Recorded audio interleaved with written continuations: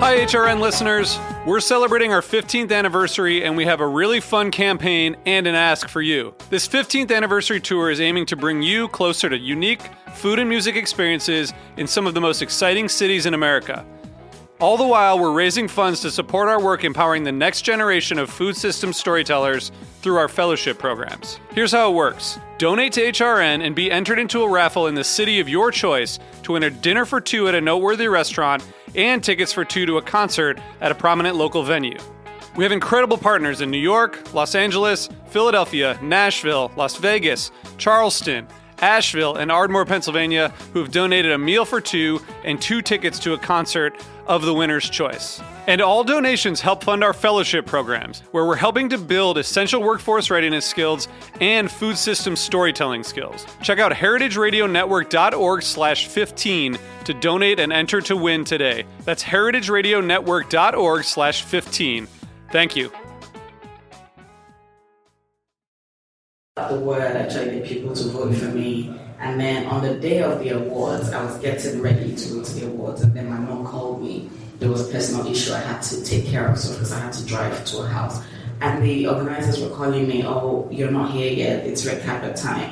And I'm like, "Oh, I'm just on my way to my mom's. I'm going to try and make the main event." So you almost didn't make it. I didn't even make it at all. Oh, really? You know, and then even though I really wanted to go, I was dressed, in fact, I was dressed up in my dress to go to my mom's because I was getting ready to go to the car when she called, and it was a hassle to put that dress on. So and I'm thinking I could still make it to the event, so I'll just leave the dress and go to heaven. But I just couldn't make it. And then I got a call saying, "You won the award." I'm like, "I beg your pardon?" And the lady said, "Oh, the kitchen news won." To look again, there's all these people, and you mean I won? It was really hard. Hi everyone, you're listening to Item 13 podcast, and I'm your host, Tinko. Every week, we'll delve into the world of African food, including chefs, curators, and bloggers. I hope you enjoy it. This week, I speak to Bukola Tinko, also known as Buki, a Nigerian food blogger, food consultant, and recipe developer. She's a self-taught chef who loves creating beautiful yet flavorful dishes. She inspires everyone to cook with simple, easy-to-follow recipes on her YouTube channel, Buki's Kitchen News, and meal inspiration on Instagram @The Kitchen News. She's also the 2017 Eloy Award Female Chef of the Year. Our discussion in Lagos covered a range of topics including her start in breakfast delivery businesses in Abuja to creating highly engaging local content for the Nigerian market. Here's the episode.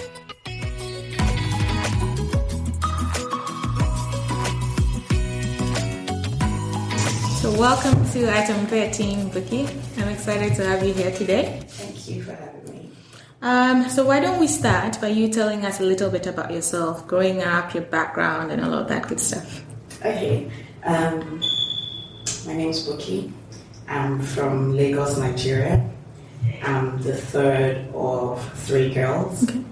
I grew up in Lagos, mostly. Talking about growing up, what was it like? How did you get your love for cooking? Okay, so growing up, we're all girls. And my mom she was the type of person that made us cook all the time. So that was her way of teaching us how to cook. She would say, "Okay, today it's jollof rice for lunch." And she will tell you, blend the pepper, cut the onions, put the pot on the stove, put the oil in. Yeah. So we had to do all of that, and that is how I developed my love for cooking. I started cooking at the age of 9. Oh, wow, okay. And all of my sisters too, probably before that age, because of course they had to look after everybody else in my house. So, yeah, my mom made sure we were in the kitchen a lot. We had to cook the things that we wanted to eat. She was not having any fussy eating. If you don't want to eat what she's made, then you're going to learn how to make it yourself. Yeah, cool. And then you started your career in food, in catering. So how did you end up in catering? And then how did that transition sort of into blogging? Well, the catering started as a breakfast delivery service. I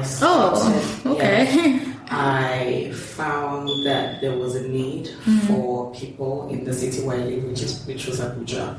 I found out that a lot of people at work, they either didn't have time to make their own breakfast, or they just didn't want to and would rather maybe grab a coffee on the way to work and that sort of thing. So I found out there was a need for that, and I started to make it for them. So it was during the course of that, I had done that for a couple of months, and then one of my customers, because I was catering to the corporate crowd, so one of my clients asked me if I would do lunch for them also.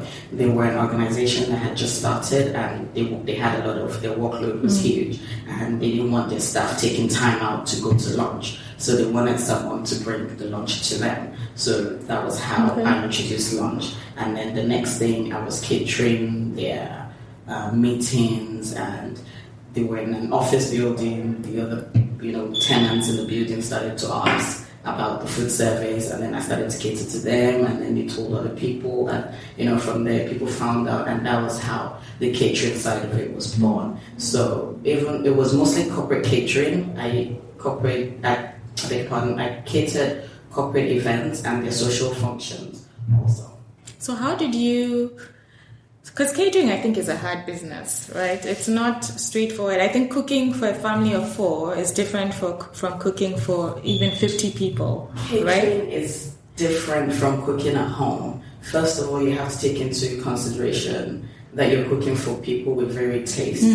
These people will like different things. They may not like it how you make it, so you have to bear all of this in mind when you're making any of these things for catering. I don't want to use the word difficult, but you have to have a passion for it, because you can get frustrated and tired really quickly. There's so many facets to it, and if you don't love what you're doing, you're just going to get really tired and frustrated. So how did you learn then the business of catering, if you will, right? So for you, I think getting the clients, it seemed to be organic thing, right? To cook for somebody in a particular building, and sort of with time, the people in that building came on, and that's sort of how it grew. But how did you think about things like packaging, carrying the food, making sure it's the right temperature by the time it gets there, like setting up and all of that stuff, right?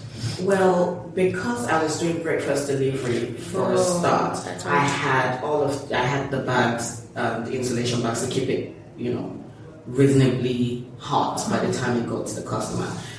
Thankfully, in the city where I lived, it was a really small city, so getting from one point to the other would take you that much time. But still, we had to keep the food fairly hot or warm, and in a condition where it's not soggy. So depending on what you were delivering, maybe bread or something, you were trying to keep in a way that it won't get soggy. So we took our packaging really seriously, because otherwise your customers will complain.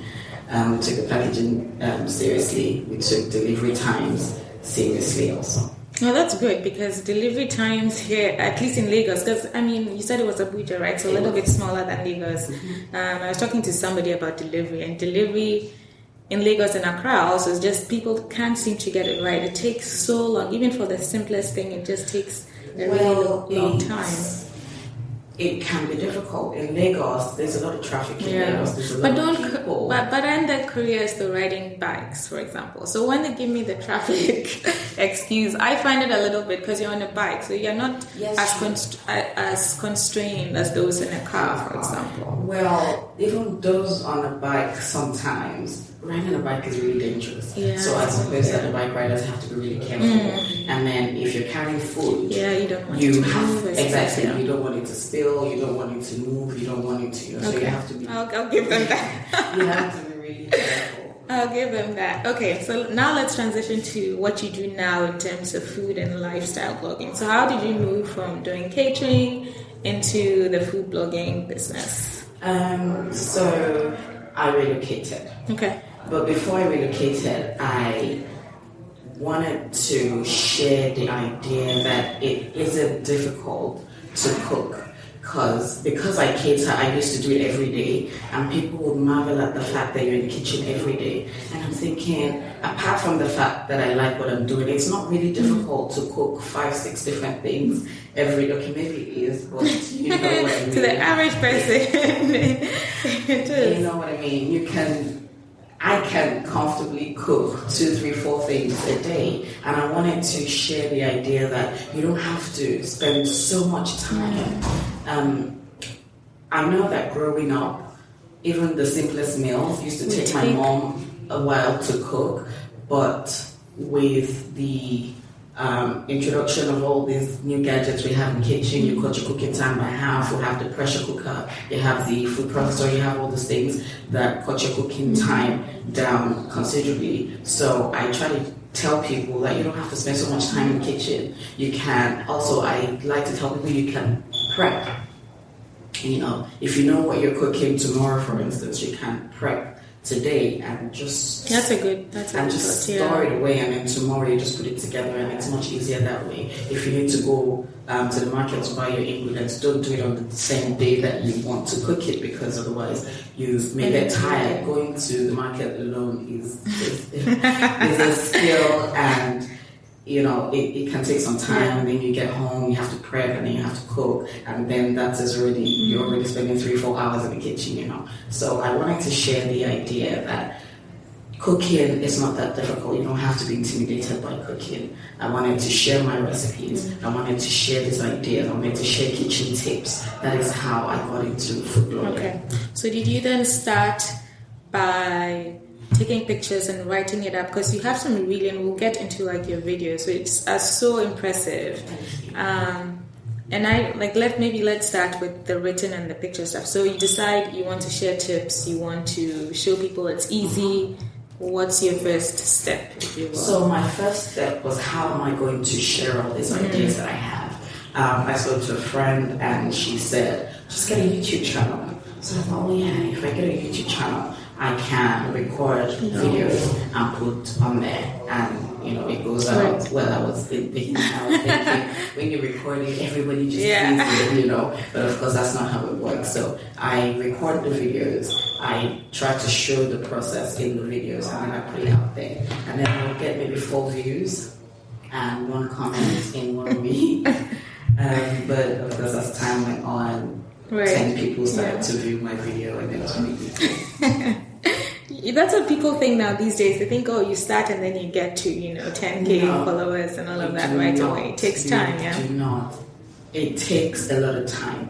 It takes a lot of work. It takes commitment. It takes consistency. So if you really don't like doing what you're doing, it's going to be tough. Yeah, and it will feel like work, right? It will feel like work. I've been doing this blogging for almost 2 years now. 2 years? Are you serious? Oh wow! Good for I'm even more impressed. Does it feel just with the number of followers you have and the engagement, it seems like that's something that would take 10 years to sort of build. Well, that's impressive, eh? It did take time. But 2 years you have to admit that's impressive for the following you have and the engagement that you have online. You should take it. Women, I don't know why women are shy of taking it. A guy will be like, yes. I did that. I have a considerable number of following on YouTube and on my Instagram. Yeah. YouTube is a difficult platform. It's not as easy as Instagram, and I'm still trying to figure out why.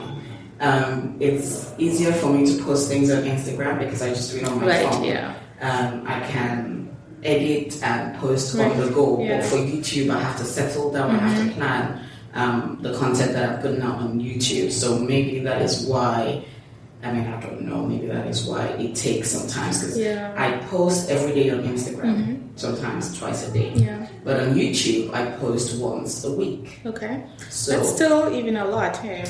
Well, yes, if I could get it to 2 times a week, then I'll be really happy. But at the moment, I'm only able to do once a week. And so that goes out, and then people have to wait 7 days for my next content to come out. So it's but then you're still feeding them on Instagram, right? I'm still feeding them on Instagram, and I'm still directing them to YouTube, because Instagram for videos you're only allowed to do 60-second videos, but on YouTube you can have longer videos. So I do the short ones for Instagram and still direct people to see a totally different content on YouTube. Okay, so let's talk about the name. I was going to ask you that early on. How did you come up with the name, the Kitchen Muse? Well, it's not anything. Or did you? Is that for the last 2 years? That what it's been, or for the last 2 years? That's what it's been. For the catering business, it was called something else. It was called Breakfast Place. The Kitchen Muse, I don't know. It just came to me. Yeah. I thought, it's about the kitchen. It's about food and inspiration. Also, I think about the word muse. Yeah. Okay. Cool. You also said you do develop recipes and do consulting work with brands. So let's talk about that in terms of. How do you work with brands? When do they approach you? Do you approach them? When they approach you, what types of things are they looking for? With the brands I've worked with so far, they want content to help promote their brand. Okay. So some of them have a product that they're trying to push. So they would ask me if I could, for instance, shoot a video, use that product, and then they would post it on their platform to promote that product. Sometimes they just want me to just shoot a recipe video for them. Maybe some Nigerian food recipe, just shoot a video and then we'll use it on our website just to keep our food section going. So those types of things are the things that they come to me for. It's mostly videos. Some 1 or 2 come for articles, but it's mostly food videos. Okay. And then when you're doing the recipes for them using their products, etc., and thinking about what sort of recipes you want to do to showcase their particular brand, are you thinking about redoing some of your own recipes, or do you sit back and think, I'm going to do something completely new and try to think of how do I make this different or special for this particular brand? So I try to think, because I also have to keep my followers in mind. So when I'm working with a brand, I want to do something new, something I haven't done before. This is also good for them. So it's different from what I already have on my platform, and it just shows that I can be diverse. So I try to come up with something new, and also I'm feeding my followers something different also. Okay, cool. In 2017 last year, God, time is just flying. 2017 last year, you won this award for Chef of the Year, the Eloy Award. Eloy, is that how you say that? What was that like when you got the call, and what was the process? Was it by nomination, and what was that like when you got the call or the email that it was by nomination. Okay. I had been seeing the Eloy Awards year after year, but I never really paid attention to it, and I just didn't think it applied to me. And then one day I woke up and I had several messages on my phone. There were mentions on Instagram, people that, first of all, Eloy Awards had posted a picture of me saying I was nominated. Okay. I don't know how that happened, but they posted a picture of me saying that I was nominated for Chef of the Year. But of course, people had to vote for me. So they put my handle there, and then people were reposting this, and my friends that had seen it were tagging me. And I just woke up that morning with tons of messages, and I'm thinking, what is all this about? Eloy Awards. I mean, I know Eloy Awards, but why is my name attached to it? And I read through it, and I'm thinking, oh wow, I've been nominated as Chef of the Year. And then I looked through the category, and I'm thinking, oh, there's no way I'm winning this. So I didn't really do anything about it. And then as time went on, people took it upon themselves to repost and try to get people to vote for me. And then I thought, okay, maybe there's a chance. Maybe there's a slight chance. Because they have big names in that category. They've been doing this way longer than I have. So I didn't even think I stood a chance. But I thought, okay, at least I'll try. And I can always say that I tried. Even being nominated was huge for me. So I put out the word. I tried to get people to vote for me. And then on the day of the awards, I was getting ready to go to the awards, and then my mom called me. There was a personal issue I had to take care of, so because I had to drive to her house. and the organizers were calling me, "Oh, you're not here yet. It's red carpet time." And I'm like, "Oh, I'm just on my way to my mom's. I'm going to try and make the main event." Sure. So you almost didn't make it. I didn't even make it at all. Oh, really? You know, and then even though I really wanted to go, I was dressed. In fact, I was dressed up in my dress to go to my mom's because I was getting ready to go to the car when she called, and it was a hassle to put that dress on. So I went to go. And I'm thinking I could still make it to the event, so I'll just leave the dress and go to Hazard, but I just couldn't make it. And then I got a call saying, "You won the award." I'm like, "I beg your pardon?" And the lady said, "Oh, the kitchen news won." And I had to look again. There's all these people, and you mean I won? It was really humbling for me. Yeah, that's good. I think that's and even I'm saying I'm impressed. Like 2 years, you've done a lot. Just seeing your content. Feel like what I'm doing is not a waste of time, because of course putting out these videos, I don't get paid. Right. Yeah. I'm just doing this purely based on passion. Right. I put the videos out a couple of times a week on Instagram. A couple of times a week on Instagram, and I don't get paid for any of that. So the award just made me feel like you're not wasting your time. Yeah. People actually want to see what you're doing. People are interested in what you're doing, and that really made me feel good. Oh, that's cool. So let's talk a little bit about. So I'm in Lagos today. For those who are listening, and I'm Ghanaian, as most people know. Let's try to give people that are listening, because we have listeners sort of all over the world, a crash course on Nigerian food. Even I, that call myself an African foodie, I really don't know. I mean, the extent to which I know Nigerian food is Nigerian jollof. If for real, I think, and that's about it. So if someone who's new to Nigerian food, like, let's give them a high level, like, what are the components of typical, although I know, just even from my experience in Ghana, that probably different regions, different cultures have different things, but like on a high level, like what would you find in what you would call a typical Nigerian meal? A typical Nigerian meal consists of proteins, carbs, and vegetable. So jollof is very high on Nigerian meal. Yeah. I think next maybe egusi soup. Okay.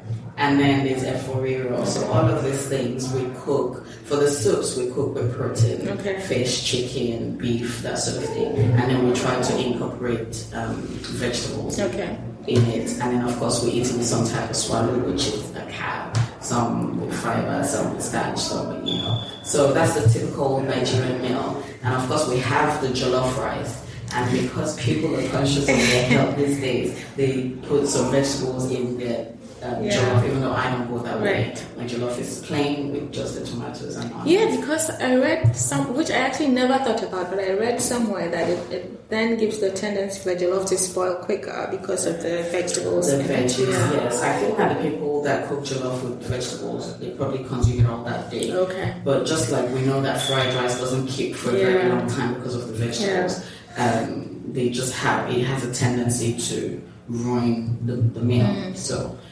That's not really why I don't eat vegetables. I didn't grow up eating it in my jollof rice, so I just keep it. I like to make my meals the traditional way that I was taught growing up. And of course, it's different from how other people thought. And you would notice that in my comment section when I post videos and people are like, "No, you don't do it that way." But I try to say to them there's different ways to cook a meal. Egusi soup is popularly eaten in Nigeria, but all of the regions that eat egusi soup cook it differently, and we can't say that this is the right way. We just know that it's tasty and we love it, so we eat it. Okay, all right, and I'm sure you know now, being a food and lifestyle, but particularly food blogger, that African food has become this.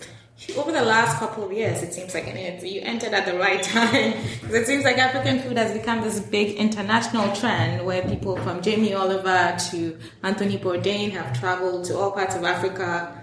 Jamie Oliver making jollof, and there being a huge outcry about whether it's really truly jollof.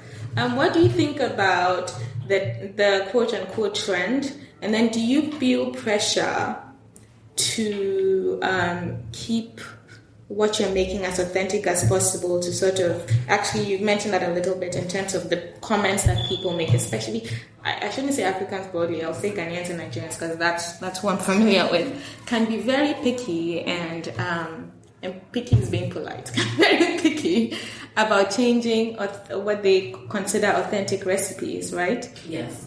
Well, for starters, a lot of the things that we eat, I couldn't even tell you where they originated from. So what you term authentic is just based on what you know, right, and what you think is authentic. Somebody else from a different region may think otherwise. So Jimmy, Oliver cooking jollof rice. First of all, jollof rice is Nigeria's national dish, and we have our ways of preparing it, and maybe there's 2-3 different ways, but they're all similar. Right. So if you go outside of that, then of course you're not cooking Nigerian jollof rice, and you shouldn't even call it jollof rice. Even between Nigeria and Ghana, we still have similarities in our jollof rice, and if you don't cook it in any way similar to Nigerian jollof or Ghana jollof, then you don't call it jollof rice, just call it some type of rice and we'll be okay.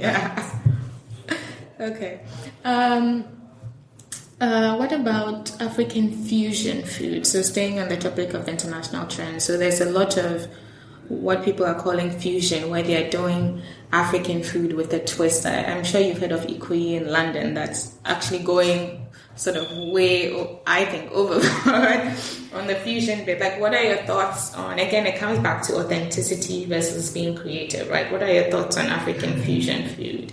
Well, I think that the way that we typically eat, the way Africans typically eat their food may have, we keep it that way because of the kind of palate that we have. And if you get Europeans, for instance, they don't season their food a lot, so our food will taste different. So when it comes to the fusion, I think that people are just trying to create the same dish, you know, but in a way that it would appeal to a different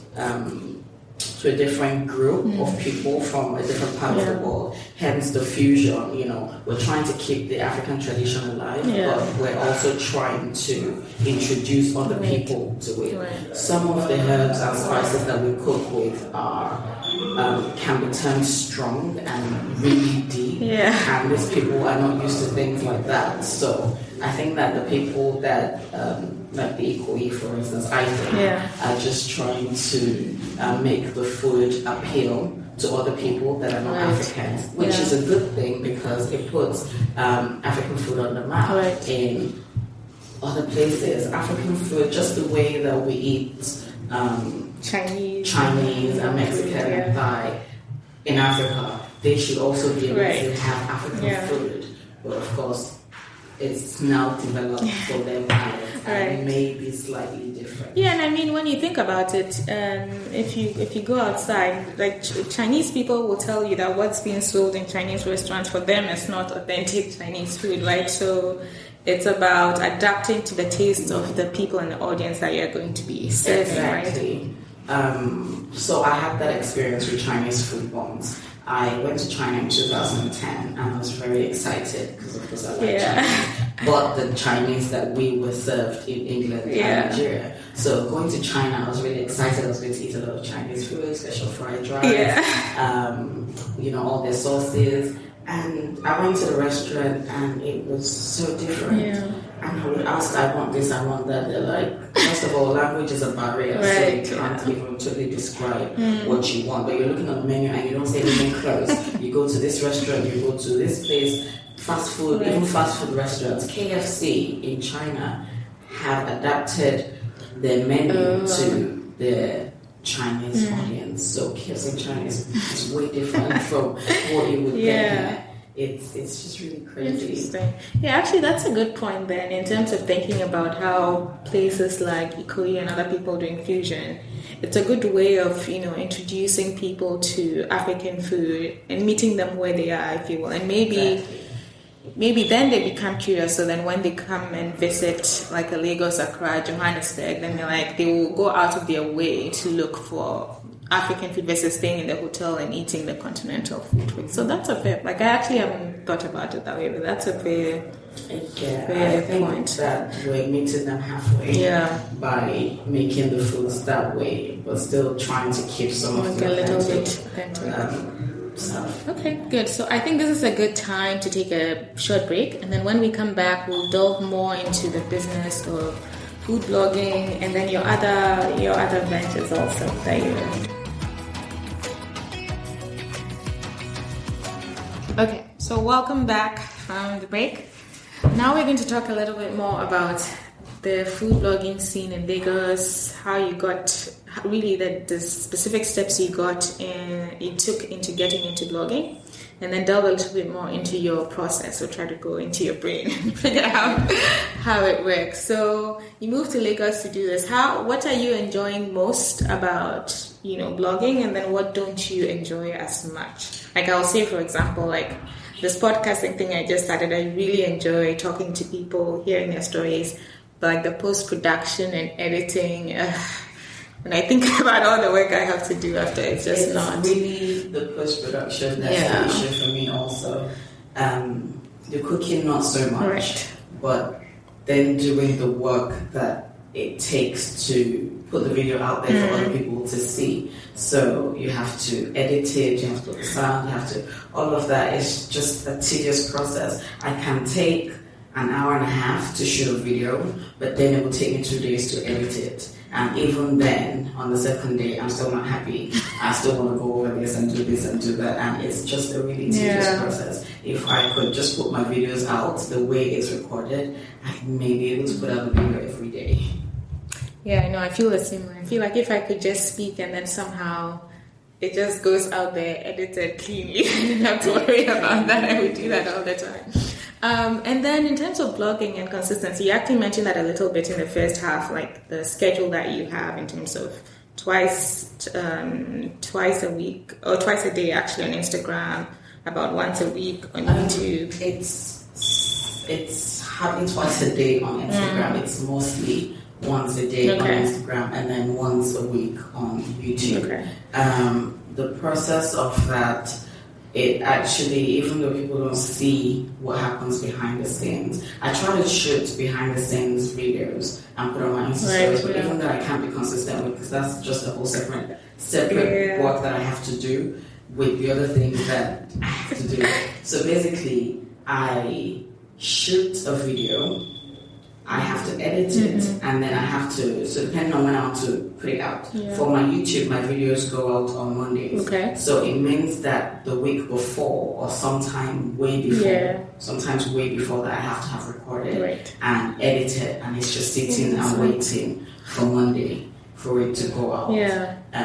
So it actually, I'm the photographer. I don't have anybody else that does this with me. I was just going to ask you. I'm the photographer.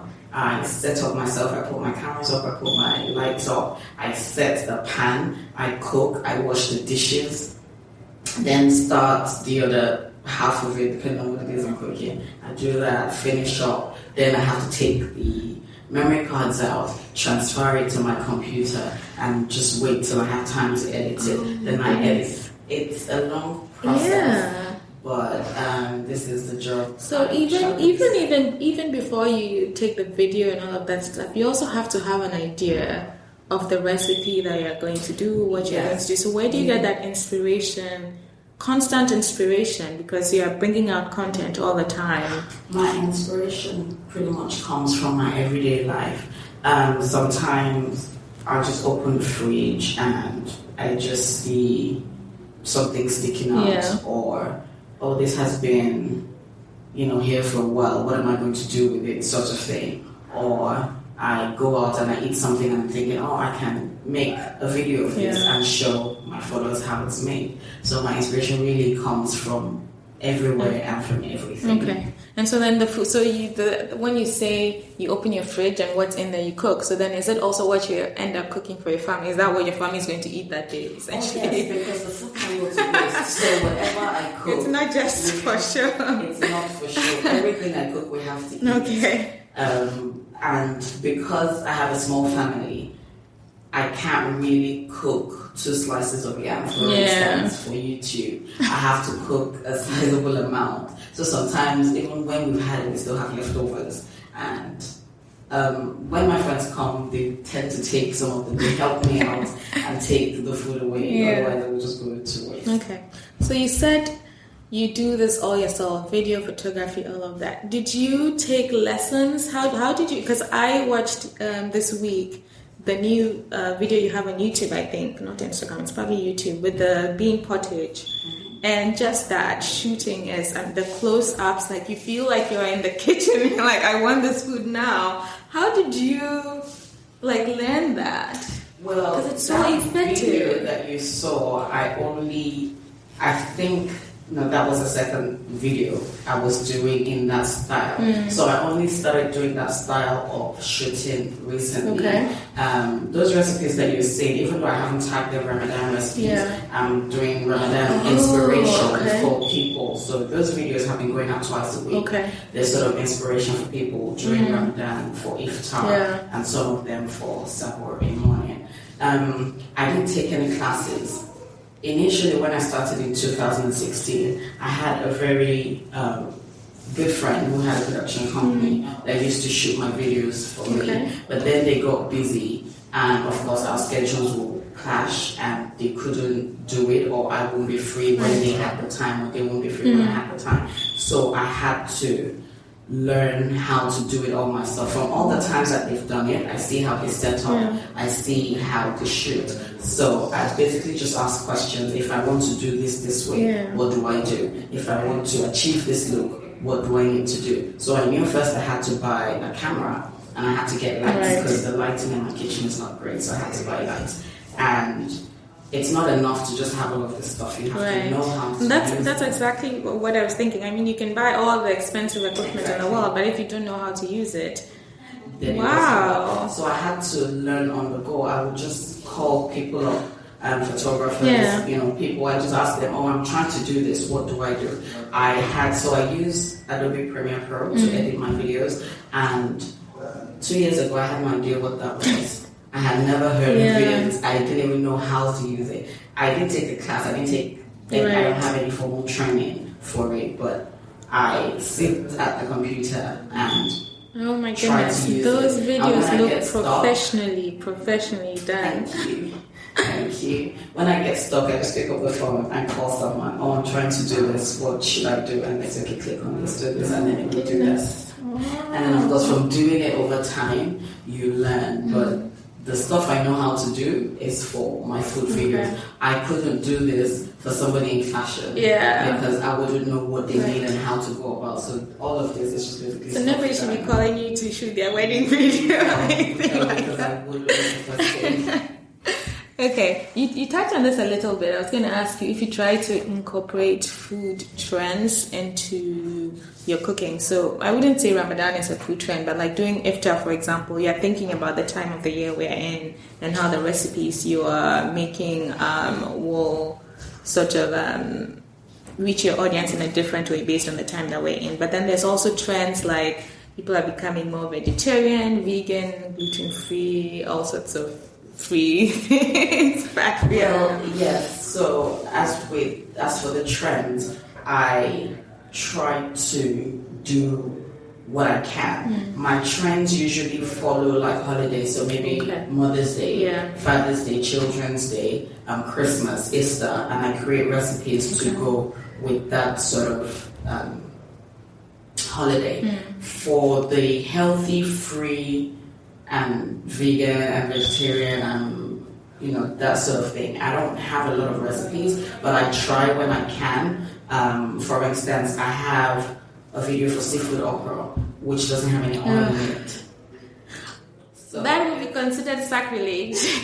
Well, for some people, but people are trying to eat healthier, trying to eat the Nigerian or African foods, but still, make it healthy. So I have that seafood okra, for instance, that has no oil in it. I have some other stuff that I made that I've tried to cut out oil, and then this oatmeal fufu. I had that video 2 years ago actually. I did the oatmeal fufu, so that replaces your Right. Eba and Amala. And I do remember, I think, it was you that did, when there was either it was a tomato shortage or just tomato prices were through the roof in Lagos or Nigeria. That was also 2 years ago. There was a scarcity of tomatoes, and if you did find, you would get maybe 4 pieces for 500 naira, when before that you would get maybe 20 or 30 pieces for that. So it was crazy. And I didn't come up with the idea. However, I tried to look into it and see what people were doing to adjust to the situation. And I found out that there were alternatives to tomatoes that you can use in making your stew, which was carrots. So carrots are sweet, and you have that flavor profile in tomatoes as well, but also you have the slightly sour, tangy taste, which we then used vinegar or lemon juice to achieve that. Oh, that's interesting. So what do you do with the carrots then? You blend the carrots just as you would your tomatoes. Like, do you boil them down the first, right? Because it's in a hard. Yes, in that recipe that I made, I boiled everything first. So the carrots, the ginger, the garlic, the tomatoes, the onions. I cooked it first, and then I blended it because that makes it softer and just easier to process. So I blended it, and I need to try this. And I had a couple of people taste the stew, and they had no idea. If I had mentioned it to them, they wouldn't know. And a couple of other people had the same recipes, and the people that tried it, of course, didn't know. So it was a really good thing. That's so interesting that you even think about. You just didn't say, okay, I'm going to use carrots to replace tomatoes, but you think about the flavor profile of sweet, and you're adding lemon and vinegar to make sure that the result is as close to tomatoes as it's. That's oh my gosh. Good stuff. Okay, so what's next for Kitchen News? Now you've been around 2 years. You have almost 30,000 followers on Instagram, almost 10, getting to 10 on YouTube. What's next? What are we looking at doing? Businesswoman first. Before I even started blogging, I've been into business. I've done all kinds of business before, so that is my thing. I'm still into business. Right now, I just recently in the last couple of weeks started running an event center based on the island in Lagos. It caters to the smaller crowd, so 100 to 200 people. Oh, wow, is that a thing in Lagos? That is what we call a small crowd event, especially when they celebrate weddings and birthday parties. They're usually huge. So we cater to the smaller crowds of 100 to 200 people. So I'm running that event center in Lekki right now. I also have plans to run a summer camp in a couple of months for kids. So it's a cooking summer camp that I'm working on. Yes. Do you have a name for it yet that you want to share so when it comes out? I haven't decided on the name just yet. I'm developing the content of it. So that's so cool. That should be ready to go sometime in the next few months. Okay, cool. So then before we transition into the rapid fire segment, let people know where they can find you, and people that don't, outside of Lagos, Nigeria, and your regular audience, where they can find you. Okay, I'm on Instagram at The Kitchen News. I'm also on Twitter at Kitchen News NG. I'm on YouTube at The Kitchen News, and I'm on Facebook at The Kitchen News. I have a website. It's www.thekitchennewsng.com. Okay. You can reach me on any of the platforms. Okay, that's awesome. Cool. All right, so now we're going to transition into the rapid fire segment. Drum roll. Okay, so let's go. I already think I know the answer to the first question, but okay, let's start. Ghana jollof or Niger jollof? No, but for this one, you have to tell me why. Because I don't want to assume you're saying it because you're Nigerian. Well, no, I'm not saying it because I'm Nigerian. When you look at the two, to be fair, I haven't had Ghana jollof before, but I would always rep Nigeria. I feel like so ride or die for Nigeria. I ride or die for Nigeria. I feel like jollof is just plain simple jollof. You get to taste the flavors of the actual meal, and you don't have anything competing for your attention. But who says Ghanaian jollof has anything in it? When I look at pictures of Ghanaian jollof, there's other things that are coming to I don't think so. I don't think so. We just keep it simple. Okay. Next, swallow or rice? Rice. Coffee or tea? Coffee. Dine in or take out? Dining. Sweet or salty? Salty. Morning person or night person? Night person. Instagram or Twitter? Instagram. When you are feeling lazy, what do you like to cook? What's easy and quick? Eggs. Eggs. That's good. If you could live on one dish for the rest of your life, what would it be? Oatmeal. Oatmeal? Yes. Why? Oatmeal. If I had to live on one dish for the rest of my life, oatmeal. I really like oatmeal as porridge or as swallow. Oh, yeah, you did make it up. But then what would you eat with it if it's just swallow? See? Okay, have a point. Then I'll just have my oatmeal porridge. Okay. And then what's your favorite African restaurant? Anyway, it doesn't have to be in Lagos, anyway. I used to like... I still actually do like yellow chili. Okay. I like the yam porridge, which you should try, by the way. They have bits of snails and beef and stuff cut up in it. Okay. And I really like that. I like the atadidi. Do you know what that is? No. It's like a fried pepper sauce. Okay. And it's optional. You can have it with or without. I really like that yellow chili. So yeah, that's my favorite. Cool. So this is where we wrap up the interview. It was such a pleasure to speak to you. And I have to say, I'm really impressed by what you're doing. And thank you so good much. luck with the summer camp, the event center. Thank you. The event center. And people can reach you on Kitchen News sort of all over. And hopefully you go on to bigger and better things. We will. All right. Thanks, guys. Thank you. Hey guys, thanks for listening to Item 13, an Essence 13 production. If you like the show, please subscribe, rate and review us on iTunes. To keep up to date on news and events from Essence 13, please follow us on Instagram, Facebook and Twitter. Essence and the number 13. Thank you.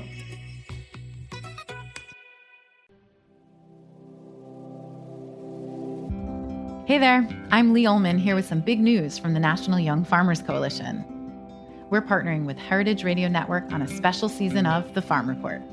It's all about what's happening with the Farm Bill and how it impacts farmers and eaters.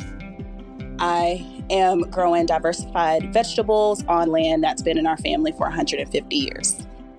And so with the pandemic, gentrification, property values going up, we had to sell the land and we lost it. Join us as we uncover the untold stories behind this massive piece of legislation that shapes how we grow our food, what we eat, and so much more. The problems we have had, those are things that come from earlier Farm Bill and USDA policy, right? Like Earl Butts, get big or get out. You know, it's my responsibility to know not only what I'm eating, but then like how that all came to be. And realize like, wow, like this piece of legislation, all this money, like it's technically something that I support as a taxpayer. While Congress debates the next Farm Bill, this is not just an invitation to listen. It's a call to action. Be part of the conversation. Subscribe to the Farm Report on Heritage Radio Network, wherever you listen to podcasts.